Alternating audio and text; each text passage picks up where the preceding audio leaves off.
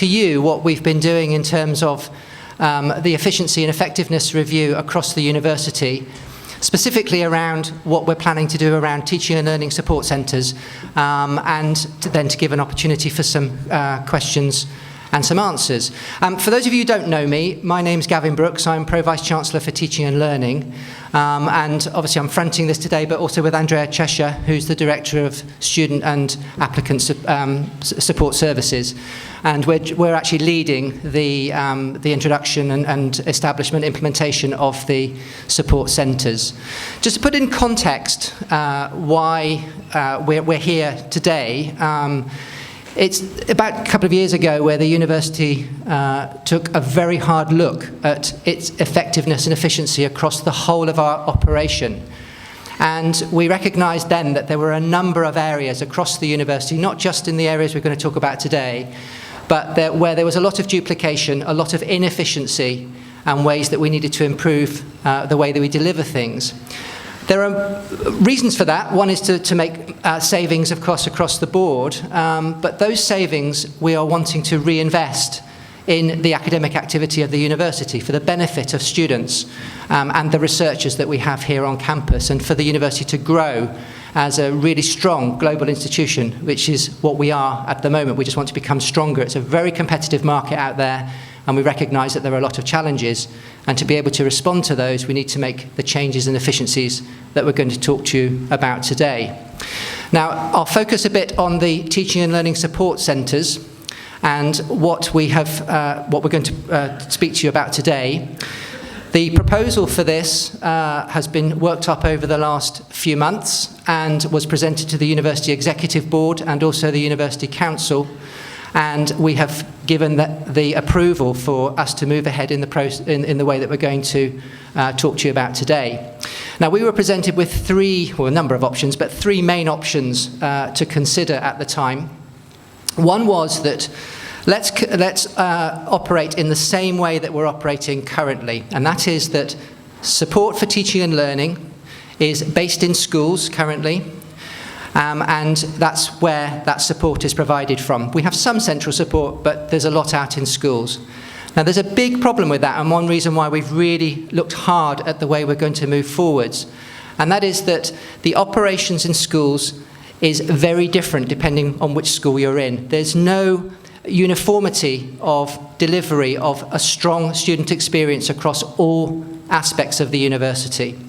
There's also a lot of duplication that is not cost effective, and so that was not an option that we could continue to work with, so we had to move to a different way of working. Another option was to centralise everything, all the support for this university, into one place. Other universities have done that. It's worked in some, not in others, and for the university based like Reading, where we're spread across different campuses, it was certainly not the preferred option. It was not going to be the best opportunity for students and give the best experience, because if we were in one place and the students were based quite a distance from here, it wasn't going to be the ideal drop-in point for students to go to. So we've gone for the third option, and that's what we're going to discuss today, and that is to create a number of support centres that are more closely aligned with the schools within which you're working. This will give a much more uniform, across all of the student body, a much more uniform delivery of teaching and learning support and student experience. Why do we think this is the case? Well, we do have evidence. We've based this on a number of examples that have been used in other universities and also in this university. And Andrea will talk a little bit about this, but just to point to two things here. We know that in universities where they've adopted this approach, the student experience as measured by the NSS, the National Student Survey, which many of you are completing at the moment, is improved significantly when these centres have been introduced to provide a more uniform student experience across the piece. We've also done this in the university, in the Henley Business School. In 2011, we introduced equivalent of one of our support centres, where we brought all of the activities that were spread across the business school into one place. The evidence that supports that provides a much better student experience is demonstrated in the National Student Survey Andrea will provide the results for that, in that in the business school we have amongst the highest levels of student experience and satisfaction across the university. That was not necessarily the case before we brought that together in terms of one of the support centres.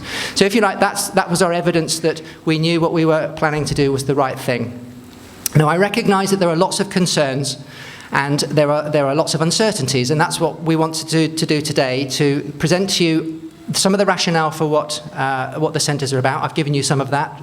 How those are going to operate, which is what Andrea is going to talk about, and then there'll be an opportunity for Q&A. So I'll hand over to Andrea at this stage, and then we'll come back later. Thank you. Thank you very much, Gavin. Hi, I'm Andrea. I'm the Director of Student Services. And it's great to see that big outturn. It's good to speak in front of such a full house. So thank you very much for coming. So what we want to do today is give you an oversight of how this is going to work, what we're going to do, how we invested in the student experience, and how this will most likely feel for you in the new world. So what we have done as part of the effectiveness and efficiency is we looked at the support services that we provide to students and staff. And what we found is a really good and strong foundation. So we found dedicated staff who are supporting you, who are supporting academic staff, who are happy and willing and do that all the time, go the extra mile. We found excellent practice in places. So what we have is a foundation we have been building on. But equally, we found that there is, as Gavin said already, there is a significant difference in the student satisfaction across schools. We have very different student-staff ratios when it comes to administrative staff to students in the schools. So the service levels that you get and that academic staff get, by definition, have to be very different. So that is not okay. We have lots of people doing the same thing in lots of different ways. So that is, a lot of that is back office, and you will probably not see that on a daily basis. But we have systems that don't talk to each other. We have staff, therefore, having to key information in from one system into another system. That leads to checking and rechecking because you can't make mistakes. That leads to quite a lot of bureaucracy that actually are a lot of activities that are not providing any value to your student experience. That is irresponsible of keeping that going. We have some cases of inconsistent advice that students got. They went to one place, they got one piece of advice, to another place, got another piece of advice that needs to be undone later on and probably not always has the best outcome for you as students. The physical spaces that you interact with your professional support staff is very different in different schools. If you are part of agriculture, you'll have actually quite a nice office to talk to people and engage with. If you're in another school, you might have to traipse up to find an office that might not be very accessible. So the experience you get for that physical face-to-face interaction is very different today in different schools. That is not okay. The online services that we provide to you are very limited. You might come from a secondary school that has had a student portal for years. We haven't done that. That is one of the investments we've actually made as part of E&E, and I'm going to come to that in a minute. We also have very limited opportunities for staff to share good practice and staff progression. Once you're stuck in an admin post in a school, there are very limited opportunities to actually progress within that structure. That, for staff development, is not okay either. So I'll just want to show you some facts. These are the NSS scores from 2015, looking at the NSS category of organisation and management. So that is the closest that comes to the activities we are talking here about.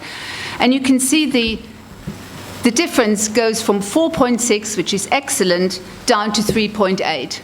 Yeah, there is, as you can see, there are a lot of schools around the 4.3, 4.2. That's a good foundation. That is good practice. But there are also quite a number of them around the 3.9, 3.8. That is not okay. No, can you go back, please? So the bars that are highlighted in light blue is actually HBS. And as Gavin has said, they have introduced a similar model to what we are introducing now. And as you can see, 2 of their 3 departments are actually our top performers, and the third one is a very close follow with a 4.1.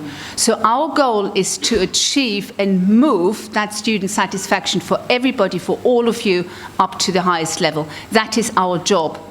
And that's the job you expect us to do, because just in the same way as when you go down to the RBH, you expect to have the latest treatment opportunities available to you without lots of waiting time. You expect your bank to do online banking. You expect them to go with the time. Organizations that stand still fall by the wayside. And that is our responsibility to our organization, to the taxpayer, but also to you as students, to make sure that we have a modern organization that is fit for purpose and provides a high satisfaction to our students. Right, so what have we been done today? So there is a lot of talk about the support centres, but the support centres are actually bound up in a range of investments that all go together and that we firmly believe will improve the experience of all of you at the University of Reading.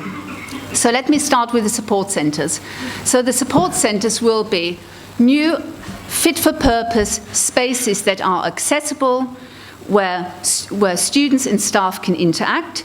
They are interaction points for both academic staff, also for students. They're open on every single university working day, and they are providing cover and service to you and academic staff throughout the entire day. There is no such thing as closed for lunch or closing down at 4:30. But I think the other very important aspect is we are creating roles that are dedicated to student support and advice, because we are concerned that the advice across the piece is not always consistent. So you've got a question, you come to the support centre, there will be somebody there who has got time for you, who doesn't have to look at the watch and say, oh, I've got to print off 200 pages for the module leader who is going to do a lecture in 10 minutes. And I need to go off, I haven't got time, can you come back? That is not going to happen. Those dedicated staff have time to interact with you, whether you interact with them face-to-face, whether you are sending an email, or you ring up. There is support available there and then, and that will be consistent advice. The other investment is Me at Reading. So that is the student portal that we're introducing in the summer of 16-17. So that has been under development for quite a while. That has been developed as part of the effectiveness and efficiency. That had about 100 students working with us and PwC on that portal. So the previous sabbatical officers were very active in the development of that as well. The other development, which we have partly done, but we're finishing that off, is the Essentials, our new student pages. Hopefully you have all seen them. You will see they're far more navigatable, they are refreshed, they have information in the right places. So at the moment, our old student pages, you probably never bothered going to them because you couldn't find anything. To find anything was really difficult. Either you trawl through the A to Z page coming to reams and reams and pages, or you probably gave up before and Googled something. So that is the package. That is the package that we have developed, that we have been working on to improve your student experience on the back of the feedback you gave us of the things that don't work. So next one, please. So how does the support centre work? How do you as a student access the advice from staff there? So today you might worry, do I need to go to Carrington? Do I need to go to the school office? Do I go to the personal tutor? So the support centres will be your first of call. Whether it's about module selection or advice, withdrawals, suspensions, program transfers, advice around should I put in extenuating circumstances, pastoral support, timetabling, placement support, all the kind of inquiries that you go to your school office today or you go to Carrington. So a first port of call, no thinking where do I need to go, this is the first port of call. But you might have that query at 2 o'clock at night. Nobody is there, university is closed. And that's why the essentials redevelopment goes hand in hand with the development of those support centres. So those support centres, it's a consistent team. There is no such thing as putting staff on a rota, and a lot of the staff that you are interacting today in your school offices are most likely going to be the staff that sit in those support centres at the front desk. So the concern, I don't know anybody, we think that that is one of those fears that you will soon overcome, because it's a stable team. They will get to know you if they don't know you already, and you will get to know them. They also then can refer you to central services, should this be necessary, or actually have either a conversation, refer you to a personal tutor, or interact with your personal or your senior tutor. Those staff, and there are 17 posts across the university, those posts are here to support you and work also very closely with the academic staff that support you today. Next one. So it's probably quite difficult to picture how this is going to look like. So I've given you here a bit of a feel, a drawing, a conceptual design that represents the vision. So support centre, easy to find, on the ground floor, in places that you access of high footfall today anyway.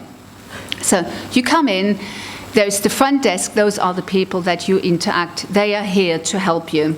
And those desks are manned all the time. The key thing is here, and they will be able to answer your queries, whether they are program or general, most of the time. But the key behind this concept is that the staff who are sitting in the back office, in the school offices, parted today, they will be co-located with that front office staff. So if you come and have an inquiry face-to-face, and they can't answer it, they will get the specialist out to be able to answer your query there and then, and to close that down. We know a lot of the inquiries are coming in by email or by telephone. Again, the staff there will assist you. They will try and close that inquiry down for you. If they don't know, they will contact the right people to get the right advice in a short space of time. We will also provide what we called pods here. So sometimes the conversation has to be a little bit more confidential, so we are providing space at the support centres where you can have that more confidential conversation, and ideally also private interview rooms should that conversation be really confidential. Ideally, where we have the space, we will also make sure that there is social learning, social interaction space there for you, so creating a space that students, that you will want to come to and interact, get your advice, but also interact with each other. Again, where possible, we'll have a pop-up space. We had a lot of people saying, well, careers, they sit in Carrington, they never come and talk to us in the department. That pop-up space can also be a space that is utilised for specialist departments to come out for drop-in sessions, or just be there for you to ask questions or interact with them. Next one, please.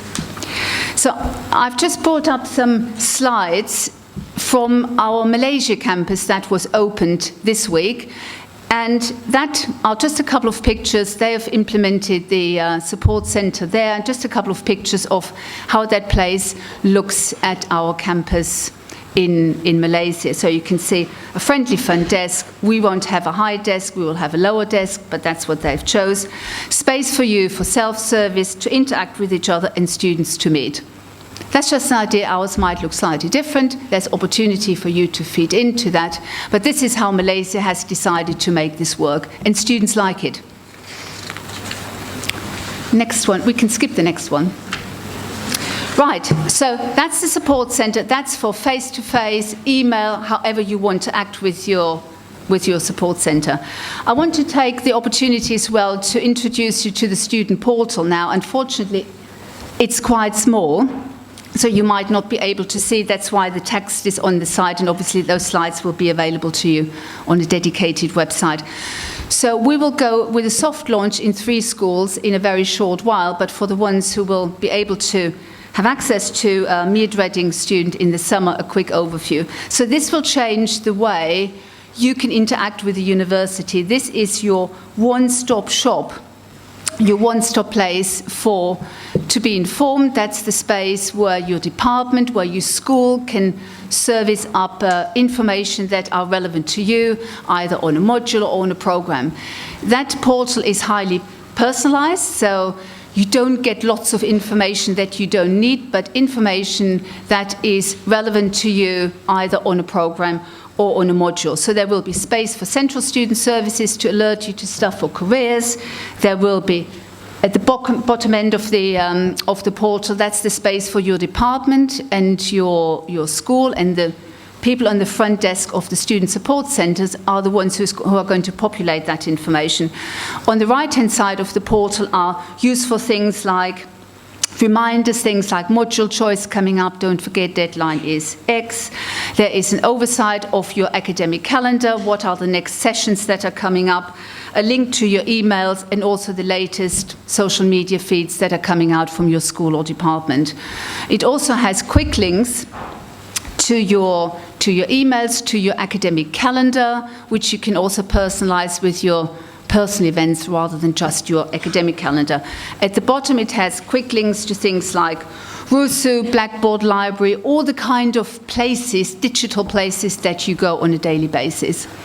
So this will change the way you receive information. This is the way you change. If you have an inquiry to the support center, or an inquiry in general, you can send that through that student portal. So no worries to go to lots of different places.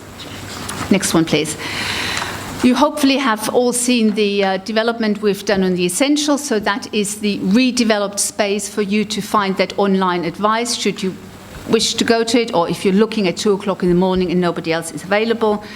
It's going to have a far more logical structure, easier to find, tiles, a bit like what you see in our external website, then going to the relevant pages.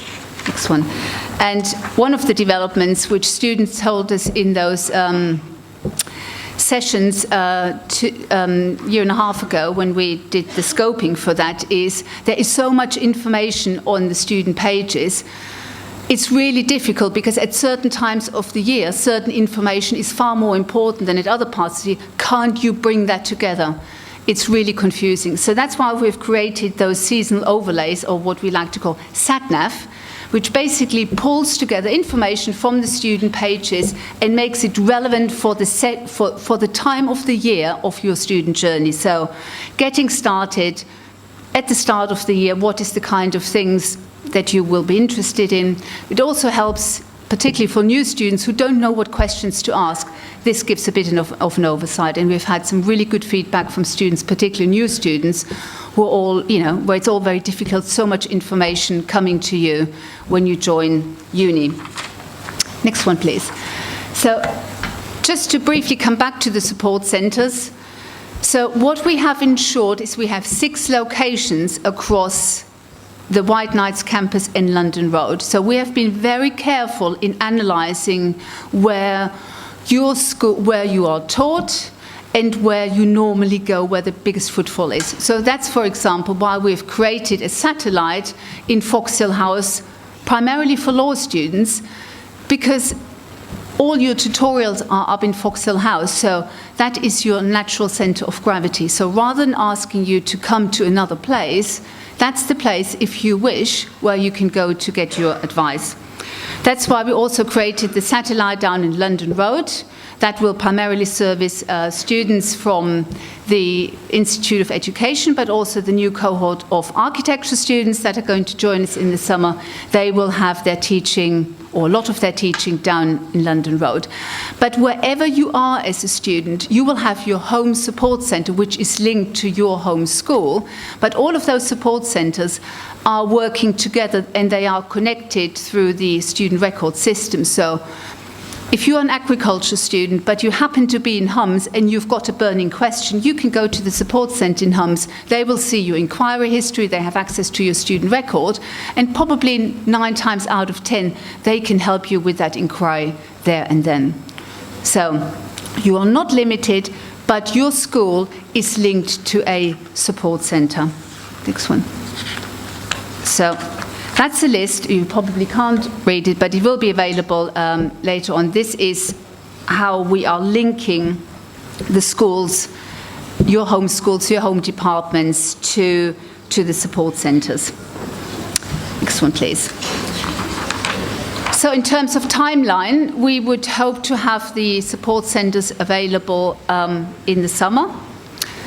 Work has started also on all the back office stuff. So very much in the focus here is the support centre, how am I going to interact, and hopefully the slides and the talks I've given now give you a feel for that. But a lot of the work is actually happening in process reviews, because when you look at a typical school, and that's probably a number that will astonish you, there are about 70 different processes and lots more activities that are happening in a school that are linked to supporting teaching and learning. It's quite complex, but we're all doing those things, the same thing, in lots of different ways. So we have kicked off a 3-year program of process reviews. We have done 2 processes with participation from 2 of your student union officers for proof of concept. We are concentrating now on processes that are relevant to you and to academic staff for the first term of next year, so that we are prepared and we have got some of those key processes harmonized in a way that, make sure that things are running smoothly. Next one, please. So how can you feed in? How will you be heard? Well, there's a proper governance arrangement supporting a big program like that, as you would expect. The RUSU president, so Ollie, is sitting on the program board. We had our first session last week. RUSU is also feeding into the process review. So any process review that we do, we will ensure that there is the student voice. It can be a sabbatical officer, but equally we're very happy for volunteers in terms of program reps or any students to participate. The role of the student rep then is there to make sure that the wider student opinion is canvassed about this process. We also have academic representation, and SDTL will be participating in every single review, again with the task to make sure that the wider academic community is heard. So we are developing those processes from scratch in many cases, so they are centered around the needs of teaching and learning, centered around your needs and centered around the needs of the academic staff who are supporting you. We'll also have a dedicated website, because there's lots of information that we've given you now. The dedicated website is up there. You can also email the student engagement team, and they will be very happy to respond to you. The dedicated website is at the bottom here, so that will be linking off from the essentials pages. That was it for me. Thank you very much. And Gavin is going to join me again and open for questions. Yep, hopefully, can you hear me on this one? Yep, okay. So hopefully that's given you a much better idea of what the university is planning to introduce. I know there's been a lot of discussion amongst the student body, with staff and in schools, that isn't always as informed as it perhaps needs to be to make progress, and that's why we've wanted to come here today to give you the actual story of how it is to be delivered. And I will stress what I said at the beginning. The reason for doing this is to improve the overall student experience and to provide student satisfaction across all of our students at the University of Reading. We would not be engaging in this unless we didn't believe that. So we now have an opportunity, a large period of time for questions, and we'll answer those as best as we can. If we can't answer them directly, we'll certainly get back to you if the particular question is one that we're not able to directly respond to.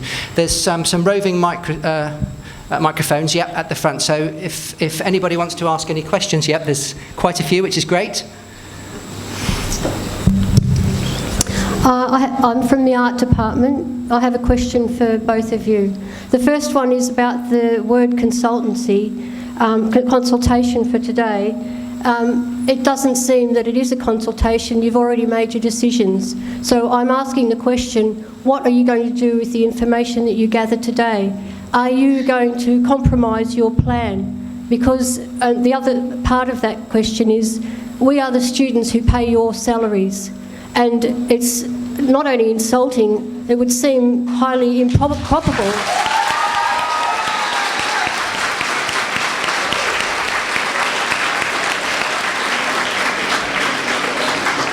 To come to us now at the end of the consultation is an absolute insult, and I question the legality of it, actually. I want you to answer that part. I have another question. I've just got them here, just a minute. Now, the whole discussion would and has gone through the normal university process, which does involve the student body. So we would have gone through initially University Executive Board, that would have gone to Senate, there would have been some discussions with council members before that, gone to Senate, which the sabbatical officers sit on, and then to council for final discussion, again, where student representation is present. So that was the early discussions. The university, and certainly the University Executive Board, have an absolute, it's part of our mandate to ensure that we deliver our business, the university, in the most efficient, effective way. And so we would be not doing our duty if we didn't consider doing the types of things that we've talked about today to make what we believe will be efficiencies but also improvements across the student experience. Absolutely, I believe that. From the evidence that we've seen in other institutions, I did say that, pointed that to start with in my introductory comments, but also what we've seen in the Henley Business School. So I'm absolutely convinced that this will produce a better experience for for all of our students as we move forward. So in terms of the accountability and in terms of involvement, students are involved. They have been involved, and they continue to be involved. And you say that we've made a okay, so come back to the feedback, the purpose of today. Today is, yes, a decision has been taken. We are going to make these support centres work, and they will work, and they will be actually more effective and efficient than you're currently experiencing in the schools. I'm coming to that now. So the feedback that we will receive today, we're receiving it from the student body, we're receiving it from staff in schools, and we've only just begun those consultations as well, where, and that's all part of the legal consultation when we're able to speak in the way that we're speaking now and to gather comments back. Those comments are coming back to us, and they are going to help inform how best to operate and run those support centres. Now, we already have clear plans in how we believe they should be run, but there are specific issues. I mean, art is a very good example. You've come up with a number of points there that you are specific to that school. We know there are specific issues in other schools. Built environment's a very good example there too, where we've been speaking directly with the school, but we've also had communication with the students around that as well. So those are the sorts of things that we need to take into account. What are the things that are worrying you as students? How can we make sure that you feel comfortable as possible, that this is going to be a good experience for you? And let's face it, nobody likes change, especially when you can't see what this is going to look like come next academic year. So I do understand why there's these concerns, but we're not the first university to do this, and we're doing it for very good reason. Right, I'll come to the UWE example now. I'm very glad you bring that up, because actually they just had their QA review and they got absolutely top-flying marks for consistent student experience, consistent staff experience. And so I would say, they are very happy. I talked to them yesterday. They are very happy to host a visit with the Students' Union there as well to discuss their experience in more detail. What we did at UWE is not quite comparable with this, because UWE was an entire centralization. So everybody was in one place, all the admin staff. There were student front desks that were not co-located with the program admin staff. I believe we have a far better system now, because we are bringing that knowledge together. We are allowing staff to work together to service you best. And as I showed you those slides, you would not want us to burn taxpayers' money on having systems not talking to each other, admin staff wasting their time in keying information from a spreadsheet into a system, therefore giving it to another administrative member of staff, checking whether it's correct in the time when they could be talking to you. We, as an organisation, we have the duty to be efficient, and free up time for the valuable student experience interactive time. If we didn't act on that, we would be very irresponsible. And I think there are lots of questions. Can we give somebody else the opportunity, please? Hello? Hey, sorry, I'm Charlotte. I do a PhD in pharmacy, so I'm a postgrad, I guess. I have two questions. One you might not be able to answer. The second one you definitely can. So the first one is, under the PASS review, you've redone the structure for technical staff. So this greatly affects me as a chemist in the pharmacy department. So you decided to get rid of one of our valuable technical staff, which is the glass blower, which I can safely say we all use. I was wondering why some of the staff and the students that actually use the services weren't informed. There was also people put down pay grades, numbers, and this is for some of them to leave with some of the machinery, like the LCMS, having no one left to run it. What does that mean for me as a postgrad that uses those services really frequently? My second question is, as a postgrad, you didn't really mention us very often in that, and you really focused on the NSS, which I don't fill in for this university. And I was wondering what would happen for the postgrads. Would they be all put in this centre? And if so, does that mean every time I demonstrate for the university and have to fill out forms, I have to now drag myself out of my work and go across to another building to drop off a piece of paper?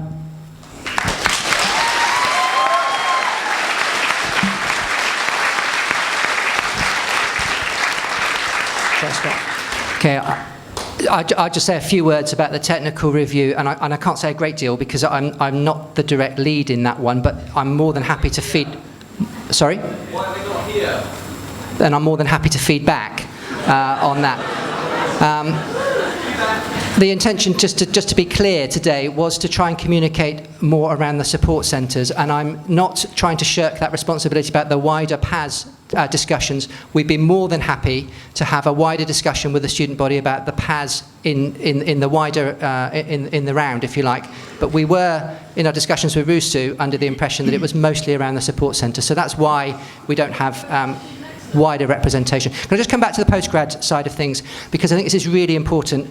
PGT and PGR students at this university are more than a third of the student body, so they're really important to the university. They're even more important from the point of view of a research-intensive environment requires a strong postgraduate population. We're wedded to that. We really want to build on the number of students that we have. So we need to put support in to ensure that that continues. In terms of where you said you were asking a specific question about would these support centres be the place that you're expected to go to as a postgraduate research student, the answer is no. The graduate school, which supports all of the postgraduate research training in this institution, is the main port of call. Now that doesn't mean that your relationship that you currently have with your supervisor or with the school is going to change, because I don't believe it will. I'm a pharmacist by training as well. I know exactly what you have to go through in terms of your PhD, so I understand that aspect. I don't believe that will change for you on a day-to-day basis, but your point of call will be... Sorry, but is that, we're talking postgraduate research here? Okay. No. Okay, well maybe... have a school that does that. Let me just refer that one to Andrea in terms of how that would be operating. PGR students, there is a separate arrangement for PGR students where Professor Diane Berry, she's taking the lead on that. It was decided that because PGR students are quite different, it's quite individual, so your circumstances are very different from another PGR students, that that there is an arrangement going to be in place, and I don't think Diane is here today, but we can certainly field that question so she can feed back on the arrangements for PGR students. But they're not serviced through the hubs. Through the hubs we will be supporting undergraduate and PG towards students. So the answer to the question was, yes, we do have to drag ourselves out of our department. No, that was absolutely not the question, because I'm not informed, and I wouldn't want to answer that question because I can't answer it for Diane, no. Listen, please, what I say is I can't give you the answer how it is going to be arranged, but it's not going to be arranged through the support centre. There might well be support in your department, I don't know. So we need to get back to you with that question. Can I just pick up on this as well in terms of the way that work is submitted and returned? The university is investing significantly in its electronic submission, marking and assessment process. And we've got electronic submission now as a requirement for all schools, unless there are very good reasons for an exception. And that is working well.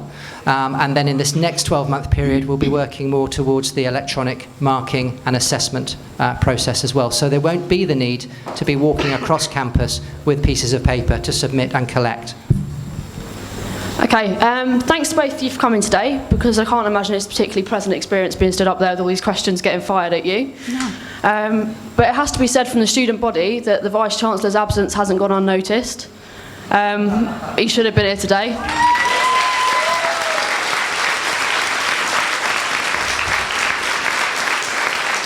Andrea, when you were talking earlier, you made a comment and you said these changes were coming in to stop us going to members of our admin team and them not being able to help us and turning us away. And I just have to say, I can't speak for every school, but for the School of Built Environment, I've never gone to a member of our staff and been turned away. So perhaps putting down the existing staff isn't the best way to convince us. And Gavin, you also mentioned that you brought it to the School of Built Environment students, and I have to say I was missed out of that, and I'm school rep. So sorry, what did you say? That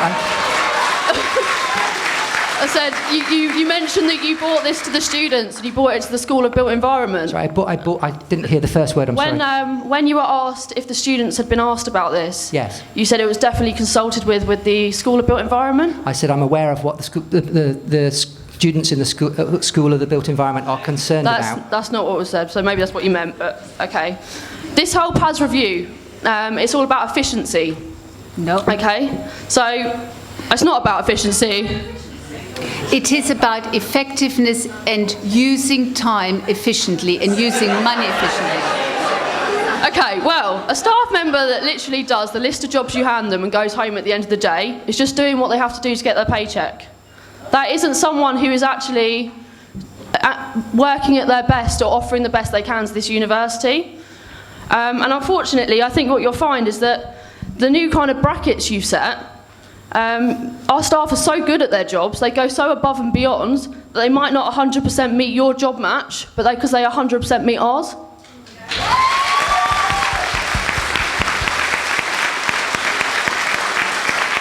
You've actually created a system where people are going to claw for the jobs at the top of the admin pile who don't care about the student experience at all. The people that are going to tick the boxes to get as much money out of you guys who don't actually care about helping us down on the ground. And in fact, if this is all about efficiency and you want to talk about something being inefficient, a university having to go back over the system you've put in place and undo it, such as some of the universities you've been into, Andrea, that's pretty inefficient. I'm not going to take that personal. Okay. But we've got things like the minutes from the University of West England where you've rolled out this system and they're now going back and undoing it. So no, I'm nervous that you're going to move on to your next university and leave us in a mess.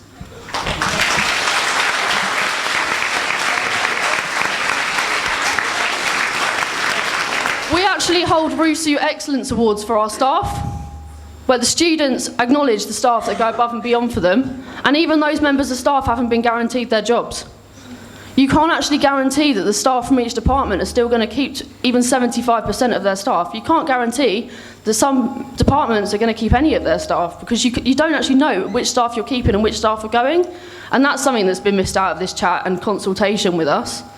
And I also think if you're going to let us ask questions, you should let people have their answers, because that was cut off as well. Okay, can I just come in on a couple of points? First of all, the very first one you made about the Vice-Chancellor not being present, and he is very aware of that, and his intention was to be here, but I mean, I'm sure you can appreciate diaries are such that that's not always possible. He came to see me last night. I can't say, well, and he would be here and say the most important thing is the student body, are the students of the university. Absolutely. He's not here today to be able to, or over this period, to be able to come. And you know how he interacts with the student body. Well, I think you will have met him because he's very visible. But in terms of the timing, this was what we've agreed with RUSU, to come here as soon as we possibly can. To communicate to you what we're doing, and then get the sort of feedback that we're receiving. So, I'm sorry, you haven't met him?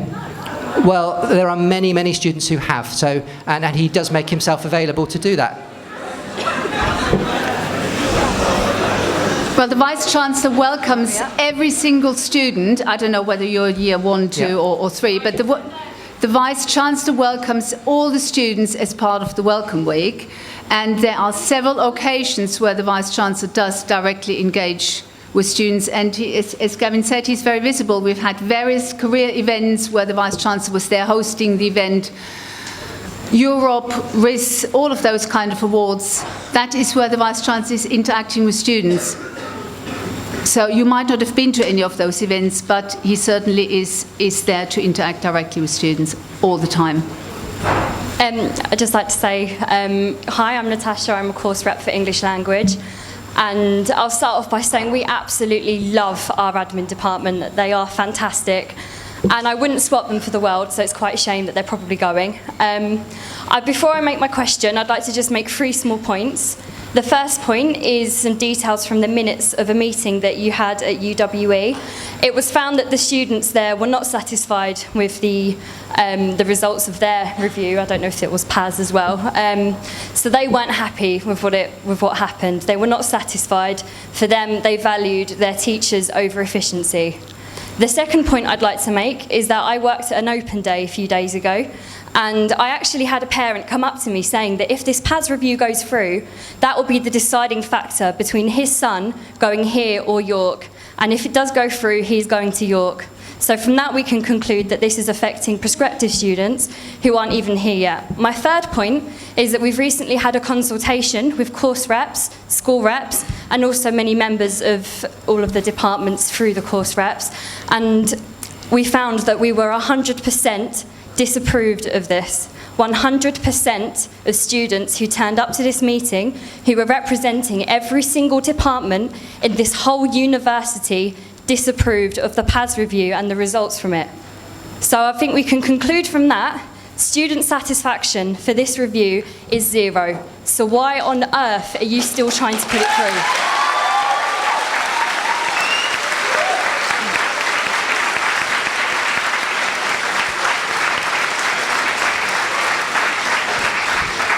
I'll say a couple of points, particularly in response to that last issue, and that is that one of the reasons we've come today is because we are aware that there's a lot of misinformation out there that's also being pushed through from various parts of the university. And you hear from what we've said today, if you don't agree with it, that's one thing.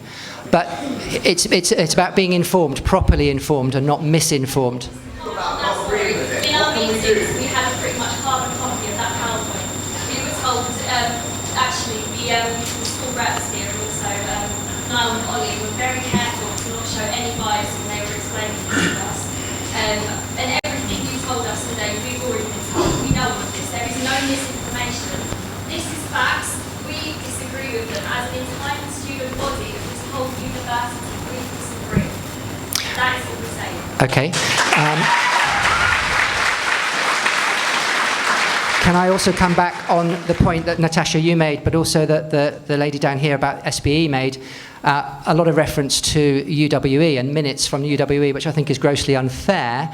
But what I will also say is that irrespective of that, the presentation to and decision that's been taken to implement what we're going to implement at the University of Reading has been taken with a lot of consultation amongst staff and senior management and council who are accountable to the Higher Education Funding Council as well for how we operate as an institution.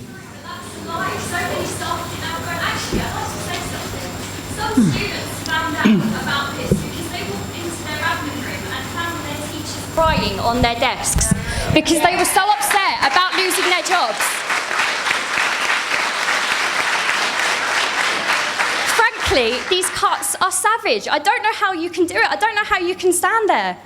And you're asking for our opinion on this. Yeah. And No, I mean, and I that's don't want right. to speak for everyone here, obviously, but I think it's pretty clear we don't like it.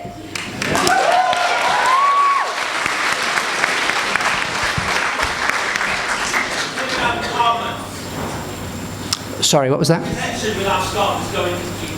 I depend on staff. Sorry, can you use... I can't quite hear. Yeah. The staff in the Department of Archaeology, I depend on whenever I have an issue. The other day, we had an issue with the deadline date. It was 5 minutes before the deadline, I discovered that the date was the day before. I went and spoke to the admin staff, they sorted it out in minutes. I had no problems. Am I going to have to traipse across campus to a bunch of people that have no connection with the archaeology department, with the staff, with the students, who are... The archaeology has been lumped in with engineering, biochemistry, biology, chemistry. How are they expected to know the intricacies of my department? I don't understand. We're losing the connection.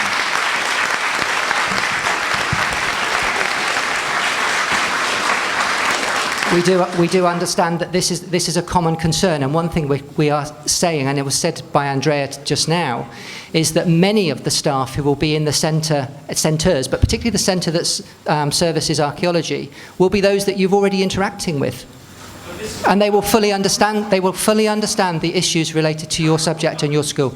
Don't already have that connection built up. How are they going to build the connection with these staff when they couldn't have any staff from any department? There's the lack of connection and a whole of a department. Well, no, there is the connection because the program admin staff are going to be closely connected in the same location as the people who are going to work with you in the front of house. And if it is a very specialist query that they can't deal with, they will get those people out. Or if you're sending an inquiry by email, you will get the right answer back. I have everything I need right now in the box. I don't do anything to change. I have no problems. My satisfaction with my colleagues is 100%. That's very good for you.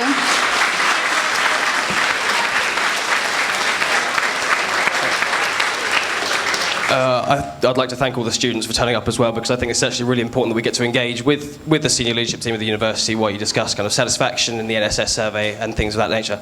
Just a couple of points to raise. As a master's student, I have a very, very small course, and therefore I don't actually participate in the NSS because, well, my course is under 10 people at the moment. You've talked a lot about satisfaction. I think that's really good and important.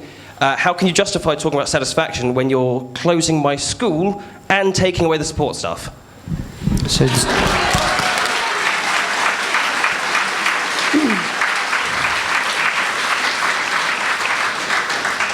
I assume that you're systems engineering? Okay, so, I mean, as you will also be aware then, that the actual school by name is no longer going to be in existence, but the activities, the strong activities from an academic and research point of view, are very much continuing. They are absolutely continuing. Computer science and the new bioengineering department, which is within biological sciences, and that has had a very, very thorough review involving the student body as well, and the decision that has been taken for the right reasons. When I joined this university was in fact top in the world for robotics, which is being discontinued. It was in the top 10 in the UK for electronic engineering, and there are a number of them in the room. That is also being discontinued. It is the top in the world and country for cybernetics when I joined this university. That has also been discontinued. It seems actually the courses that are being continued are the ones, for want of a better phrase, are a cash cow. We're an expensive department. We've been closed because of this, and you're saying our satisfaction is coming to question, but we don't fill out the survey. So I don't know where you've got your figures from, but they seem to be kind of plucked from nowhere.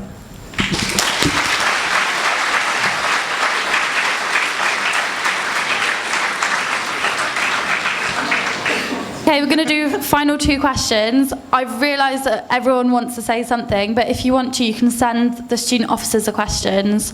I guess send them, and go on the website.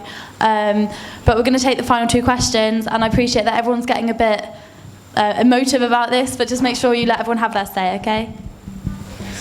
Hello. This is nice, isn't it? I don't envy you two at all, I just have to say that.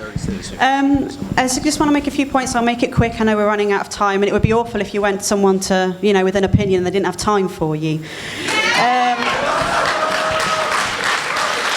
Sorry, couldn't help it. On a serious note, though, I am genuinely interested. I'm going to ask some direct questions just because, I feel like I would like a direct answer as a student. I'm a mature student. And actually, the support staff for me have been amazing. I don't want to rub salt into the wound. I know we've discussed this, but specifically naming them because they are actually people. Sheila and Pauline in the archaeology department are amazing. And for me, being older and, let's face it, sometimes feeling isolated, have been absolutely brilliant. My question is, if there is a genuine need to look at areas that aren't working well, which I understand as a business. I'm not an idiot when it comes to the world of work and cash. Why is it that from your own statistics in that slideshow that you are not looking at the departments that aren't doing well and using those to see what they need and why they're not doing well? Why are you actually taking away from departments that by your own work say are doing a really good job? And also, if it's about cash, I don't mean to ask this question that shouldn't be asked, but why the hell have you just built another university in Malaysia?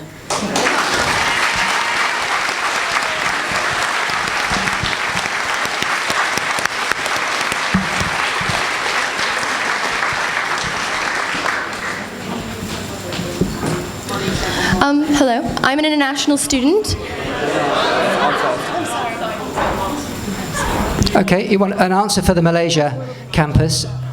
First of all, that was began in terms of our thinking for that was back in 2008. It's taken 8 years to get to the stage where we were last week, which we officially opened that university.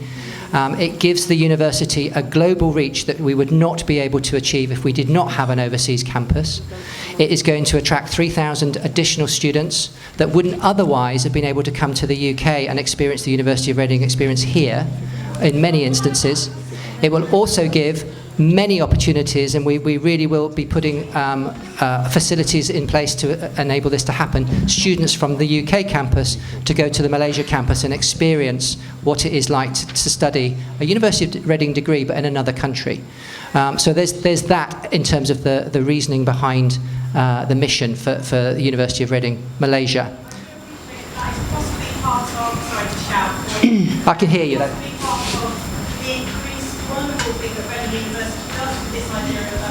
Thank you, and I'm sorry I won't go on. But to me, one of the reasons I came here was because of the absolute implementation of diversity across the board, socially, politically, in every way. Yet you're standing on that stage and saying that you're going to take that away from our departments on a much more, micro level. Will affect a lot of things, because it's great that we might be able to have that bond with Malaysia, but what's the point if we haven't got that bond here? Okay, sorry, it comes back to your first point then. Comes back to your first point, which was very much the local support that you're receiving in archaeology and the fact that you don't want to lose that. I completely understand that, and that's what we've tried to recognise throughout the presentation we're giving. The staff, I'm not saying that every member of staff who's currently in archaeology will be then based in the new support centre, but there will be the knowledge and the understanding of the archaeology programmes, for sure, in the support centre that's servicing your school. So it will be different. It doesn't mean it's going to be worse. Absolutely not. Please don't think that. Nobody likes change, and we've been through a lot of change in this institution, as many institutions have. Because as we said at the beginning, okay, the question was, why should we make change when departments aren't broken? There are a number of instances across the university where we do not have a uniform delivery of service and provision, and we must provide that for the whole student body. And so that is exactly what we are attempting to do. What would be inappropriate would be to put monies into different parts of the university at a time when we don't have the finances to do so. We need to be more efficient, more effective. Keep coming back to that, and ensure. Guys, we're going to take one more question, and then everything else that you have to say, please fill out the survey that we've got online, and we'll make sure it gets fed back. Hey, I want to thank you guys for coming. I know, again, this is very difficult. And I want to thank all of you guys for coming. I didn't expect such a large turnout. It's really nice to know the rest of the student body cares about our staff and our school.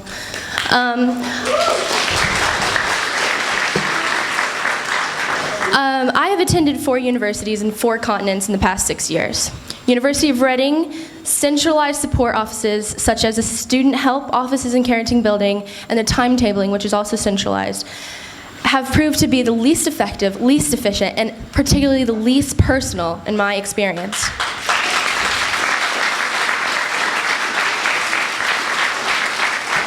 I do not know if this is because of a dependence on an aired system, which I have definitely experienced, or if this is because of a saturation of work to staff. How would this not be amplified by centralizing more offices and cutting staff? The University of Reading has failed for its bid for a gender equality charter. This proposed staffing cut would mostly target women. How can the university uphold the value of diversity and gender equality with such a drastic cut, especially when this is targeted at amplifying community?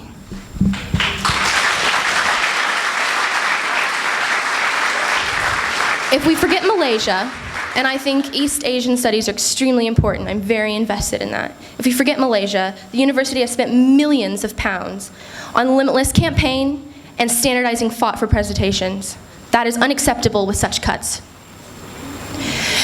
The idea that we are misinformed and therefore we do not like this campaign is not only offensive, it is not true. We are well educated because of this university.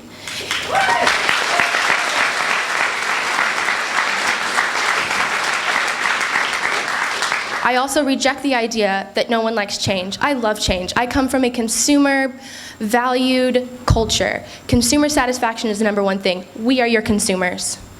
We are not satisfied. It has been clear that either student accounts and opinions were not taken into account the right way, or they were not taken into account at all. I would hope that it was a system error, a process error, but clearly this needs to be reevaluated, and it is unsatisfactory. I chose this university over an American university in my own country. I left my own family because this offered a more personal environment, because in my country, university is solely a business. It has become them versus us, administration, high administration versus students. I do not want to see that happen in other parts of the world and at my university.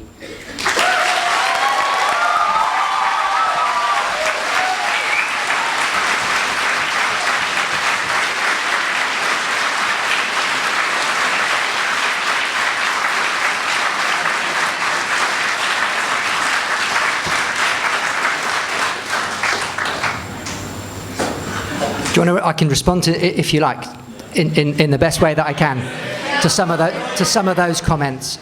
Okay, around, you did say that you're not satisfied already with the way that the system, but you did say that the way that the current processes are working, which are currently centralised, and that's what we're trying to improve as we go forward. So you're not happy with it, we want to improve it to make it better. You also said that you're not misinformed, and I'm not assuming that that's everybody in this room at all. I have seen, as many of you also will have seen, what's currently circulating in the press and around email and in other fora. And it is a lot of that is based on misinformed information, which is why we wanted to come today to, A, listen to what is being said, and we are listening, I can promise you that. And what Niall has said and Dolly and Nina has said is that there is a further opportunity, and it will be opportunities to continue to feed in your thoughts, and there will be there's various routes for doing that. Those will be fed back to senior management, and we will respond. So that's what I will say. Why haven't you asked us what we wanted before all this? Look at the NSS results for the Henry Business School. That's one school, that's the whole university. The only misinformation has been the information that you have not given us before any of this started. In terms of the Henley Business... In terms of the Henley Business School, that is a local, if you like, the University of Reading example we can give you. There are many other examples of universities which have adopted this approach. I use Exeter, okay? They've done something quite similar. They have not been outside the top 10 for student satisfaction since that was adopted. And Robert van der Noor, who's our PVC, who came from Exeter, can confirm that. We know also at other institutions, I mean, University of West of England, we've had some discussion about that today, but there are improvements there for sure. King's in London, there are improvements there where they've done something similar. So there are a number of institutions we can point to. And in terms of being consulted, then the student body are informed, the representation of the student body on a range of university committees, including Senate and Council, and now Staffing Committee, where PAS has been discussed on a number of occasions, is an opportunity for the student voice to be heard. Can I just respond to the lack of satisfaction with central departments? We have one of the most well-functioning well-being departments, counselling disability. It's one of the very few counselling departments in the country where there is virtually no waiting time should a student require access to counselling. We have one of the highest regarded careers departments in the country, and we've made a massive investment in internships and placement activities. And timetabling, yes, indeed it is centralised, but we're actually, by putting timetabling staff in the support centres, we're actually decentralising an element of timetabling. So people will be there on hand, not in Carrington, far less decentralised. So I think it is a bit unfair to say there is little satisfaction with central departments, because we do have student feedback on those as well, which actually come out with very, very high grades. Can you please address gender equality charter and the targeting of women? You didn't want it, and you just completely ignored it. 144 people from our people don't sign anything, but they sign this.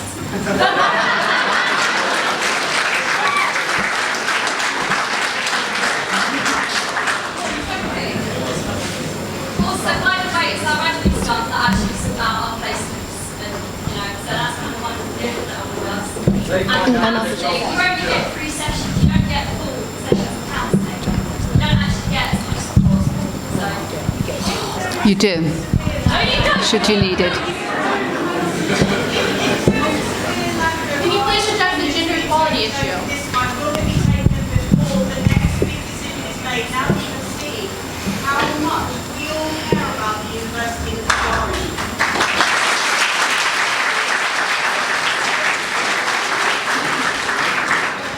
Can you please address the failed bid for the gender equality charter? I mean, And gender equality in general? Okay, in terms of being able to do so, I'm not in a position to do so in the way that I would like to. So I will go away and get the information, and we will feed that back via RUSU. Can you comment on the vote by confidence? Okay, we're going to wrap it up there. Thank you, everyone, for all of your input, and thank you for coming. On your seats, there was a sheet of paper that links to the survey that RUSU is running around the PAS review, and in particular, teaching and learning operations. So if you could please fill that out, get your students to also fill that out, and it will help us. Thank you very much.